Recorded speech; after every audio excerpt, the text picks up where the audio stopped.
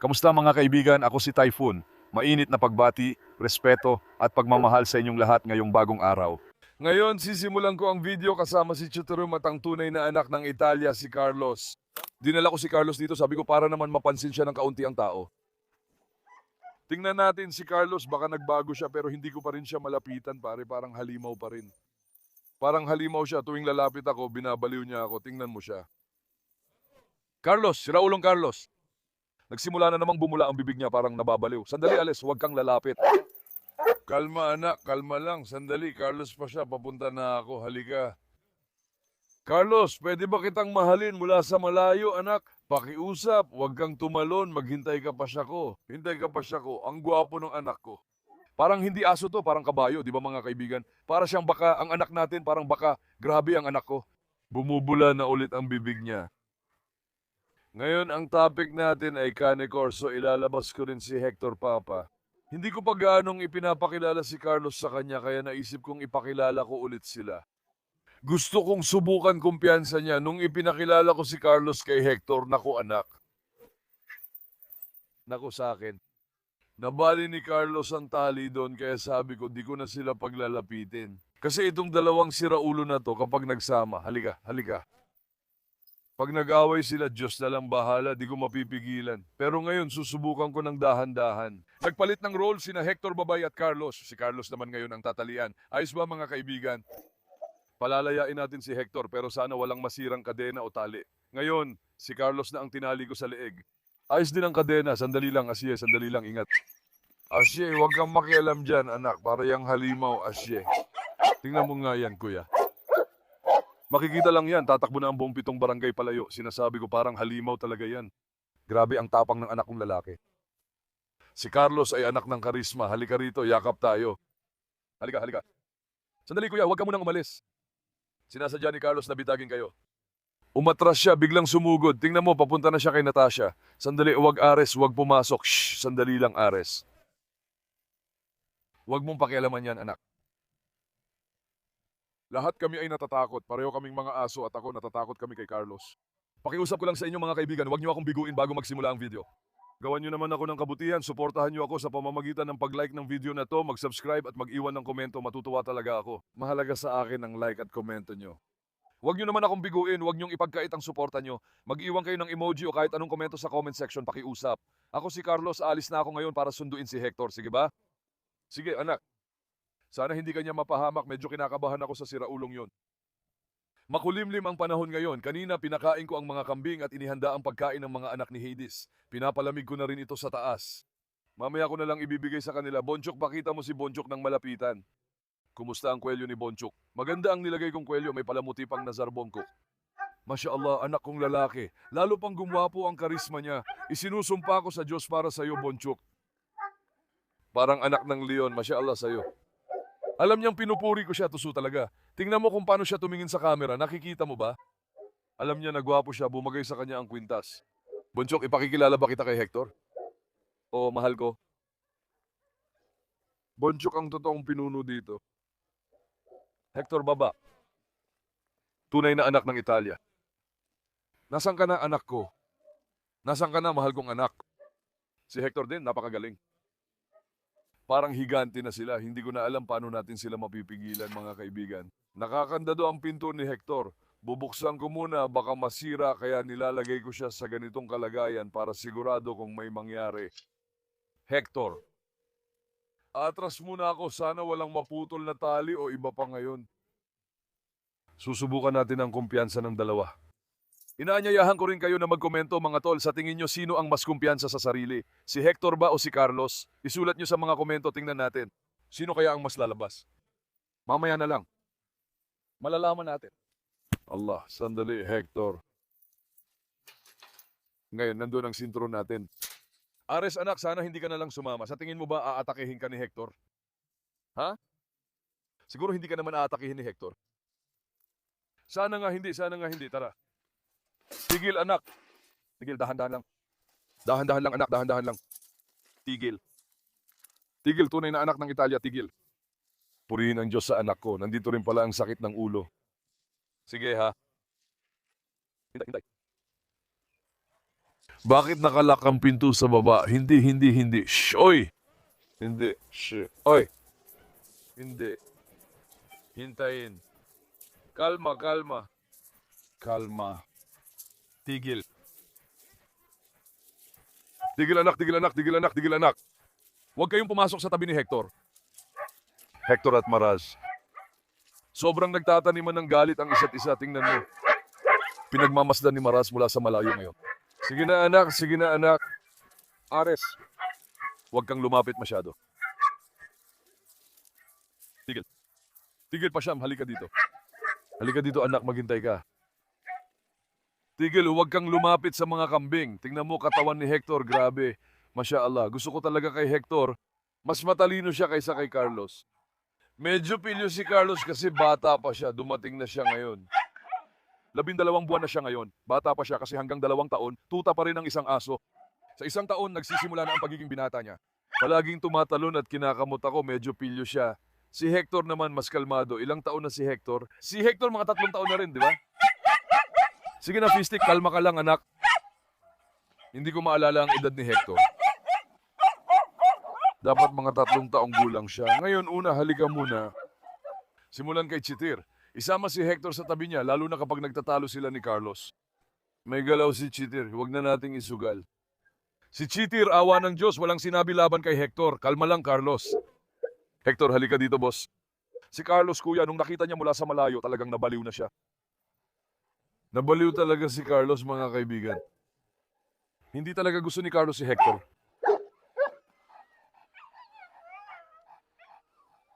Halika, Hector, halika, iwan mo na si Chitir, halika, anak. Halika anak. Hintayin mo. Bigyan mo ako ngayon. Dahan-dahan lang. Ingat. Shh. Ares, huwag kang sumingit anak. Hintayin mo. Shh, Carlos. Ares. Teka lang anak, kumalma ka. Hintayin mo, huwag Ares. Huwag kang pumasok dyan anak. Sige anak, kalma ka lang, dahan-dahan lang. Sandali lang, huminto ka. Ares, huwag kang pumasok dyan. Kuya, pareho silang delikado, sandali lang. Halika, ilipat natin ng kaunti dito. Kalma ka lang. Teka lang anak. Halika, teka lang Ares, huwag kang sumingit anak, huwag kang sumingit. Pareho silang dalawa na sobrang kumpiyansa sa sarili. Astig. Wala talagang kahit kaunting pag-aalinlangan sa kanilang dalawa. Grabe, pareho silang sobrang kumpiyansa sa sarili. Si Carlos kahit na bata pa lang siya. Ang galing, kuya. Ang galing. Parehong matapang ang dalawang anak natin, si Carlos at si Hector. Sige, Zaytin, kalma ka lang. Matapang din si Zaytin, sumasama pa kay Hector sa likod. Ang ganda ng kumpiyansa ng dalawa, tingnan mo ngayon. Ang mga Cane-Corso ay malalakas at kumpiyansang aso, matitigas din sila. Ganito rin halos ang pinakakatulad nila. Gaya rin ng mga Rottweiler ang mga ito. Gaya rin ng mga Pitbull ang mga ito, gaya rin ng mga Dogo, pero mas malalaki lang ang katawan ng mga ito. Ayos ba? Kung tatanungin kung alin sa 4 na lahi ang pinakamaalagang alagaan, hindi ko masasabing Cane-Corso ang pinakamadali. Mahirap tol. Kung hindi mo siya matuturuan ng maayos, mahirap silang ilakad dahil ang lakas nila gaya ng pagkaladkad niya sa akin. Lalo na si Carlos. Kung ikukumpara ko ang lakas nilang dalawa, mas malakas akong hilahin ni Carlos, pero mas matalino si Hector kaysa sa kanya. Nakikinig siya sa sinasabi ko, naiintindihan mo? Sa tingin mo, sino ang mas malakas, si Carlos o si Hector? Isulat mo sa mga komento. Sige, may isang taong agwat sa edad nila, si Carlos ang tatay. Hintayin nating mag2 taon siya. Kung ganon, curious din ako. Puntahan din natin si Apollo. Apollo! Halika anak. Sige na Ares, huwag kayong sumingit. Si Apollo ay nakapokus na, dahan-dahan lang. Si Apollo ay nagsimulang umungol. Halika, Hector, baba. Masyadong maluwag ang pagkakabit ng kadena ni Apollo. Delikado yon. Bigla siyang pwedeng lumapit sa atin, kaya kailangan kong maging sobrang maingat sa paglapit. Kailangan nating maging sobrang maingat. Sige, Tyson, hayaan mo na sa akin. Si Tyson ay nababaliw na rin sa kabila. Kasama si Apollo. Hindi rin talaga magkasundo sina Hector, mga kaibigan. Alam niyo na yon, pero sa pagkakataong ito, hindi ako masyadong magpapakapiligroso. Pinakawalan ni Apollo ang kadena niya. Bigla siyang aatake. Medyo palihim siyang kumikilos ngayon. Tingnan mo, tinitingnan niya tayo. Sandali lang anak. Teka, puntahan natin si Sky. Tingnan natin. Si Apollo sa akin. Nagsisimula nang lumapit si Sky. Sandali lang. Sige, Zaytin. Sisisid siya kay Sky. Halika dito, halika. Halika. Halika, anak. Sasali si Sky sa mga kaibigan, pati na rin kay Hector. Hindi man lang tiningnan ni Hector si Sky. Hindi siya tumingin, tingnan mo. Walang eye contact. Iniisip ni Hector si Apollo at gusto siyang puntahan. Halika. Halika na, baka sirain ni Sky ang kadena o kung ano pa man. Tumatakas siya mula sa kadena. Huwag na nating isugal, mga kaibigan. Dadaling ko na rin ba si Hector kay Tyson ngayon? Tyson? Sino yon anak? Sino yon anak sa nanay ko? Sino yon anak ko? Sino? Tyson, tatay. Grabe ang galing ng nanay ko. Grabe ang galing ng tatay ko. Astig talaga sila, mga astig. Astig. Grabe kung paano ginanahan si Tyson. Astig talaga. Idol talaga kita, Tyson. Tunay na anak ng Argentina.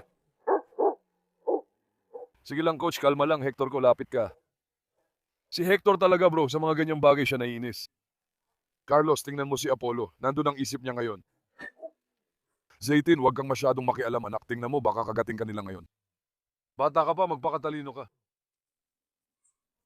Halika, Hector. Ngayon lang din inilabas niyo si Hector, mga kaibigan. Isa siyang tunay na hayop. Kailangan umihi ng lalaking aso sa iba't ibang lugar para ipakita ang pagiging leader nila sa teritoryo. Kailangan niyang angkinin ang teritoryo, naiintindihan niyo ba? Pagkatapos noon, itataas niya ng buo ang buntot niya, magigising siya sa sarili niya. O parang naiihi na siya, ginawa na niya ang pag-ihi niya, pare-pareho silang napakagandang aso. Meron tayong kalidad na Cane Corso na talagang panalo. At balak ko rin kumuha ng mga babaeng aso para sa kanila. Sana ay magawa ko yon sa lalong madaling panahon. Gusto kong magdala ng malalakas na aso. Gets niyo ba, kailangan nating ituloy ang lahi ng mga batang to. Sa buong mundo, sina Carlos at Hector ay parehong may mataas na kalidad ng Cane Corso. Tingnan mo si Apollo, itinaas niya ang buntot niya. Ngayon, nagalit na rin si Hector.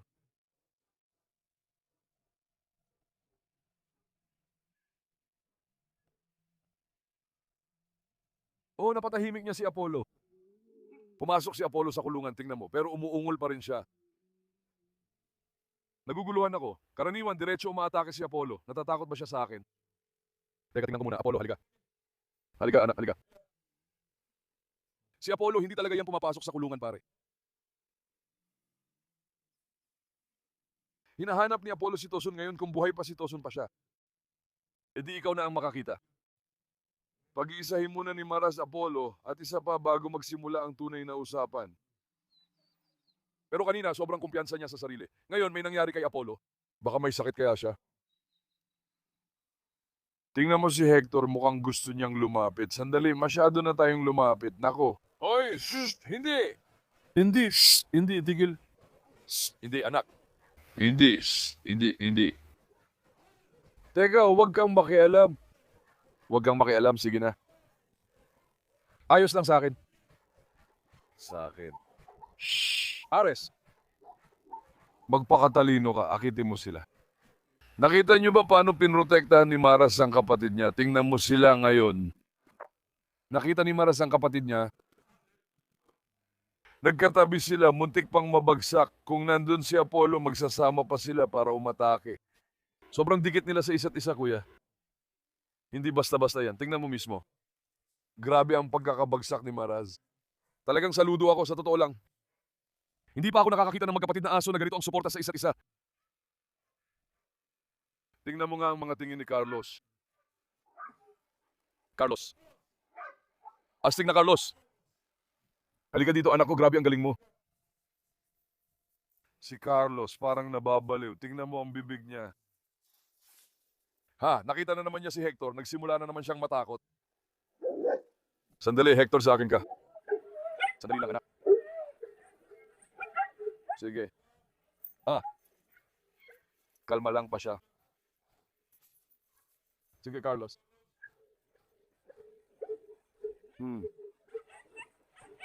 Sige, anak. Sige. Huwag kayong sumigaw. Tingnan natin. Isipin mo kasama si Carlos.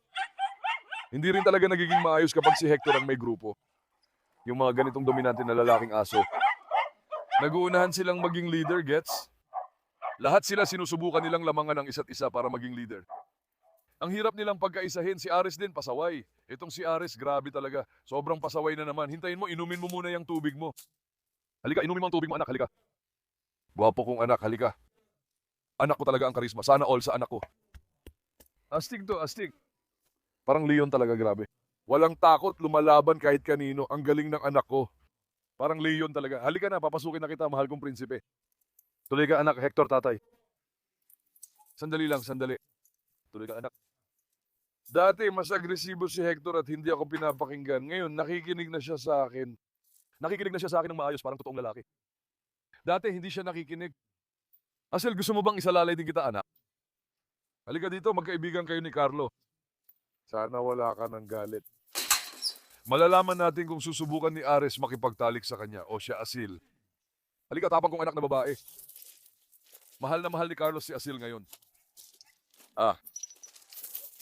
Ang saya-saya ni Asil. Halika, anak. Takbo na kay Carlos. Takbo na, ganda, takbo. Hintay Maras lumapit kay Asil ngayon. Tingnan natin kung tapos na si Asil sa kanyang init. Malalaman natin ngayon kung hindi pa, susubukan niyang makipagtalik. Carlos, nasunog para kay Papa. May tubig ka dyan, anak. Inumin mo na yan.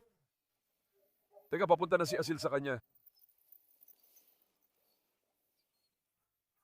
Sasabihin ko ba, Carlos at Asil ay nagmamahalan at masayang maglaro.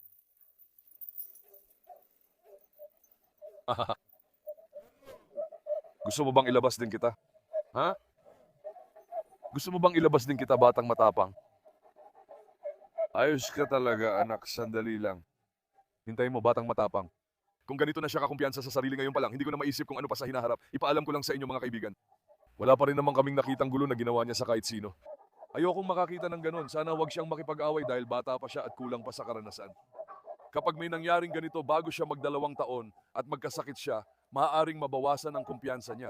Kaya dapat tayong mag-ingat. Hindi dapat masaktan si Pasham. Hindi ko inisip na may mangyayaring masama sa kanya pero mas mabuti pa ring mag-ingat.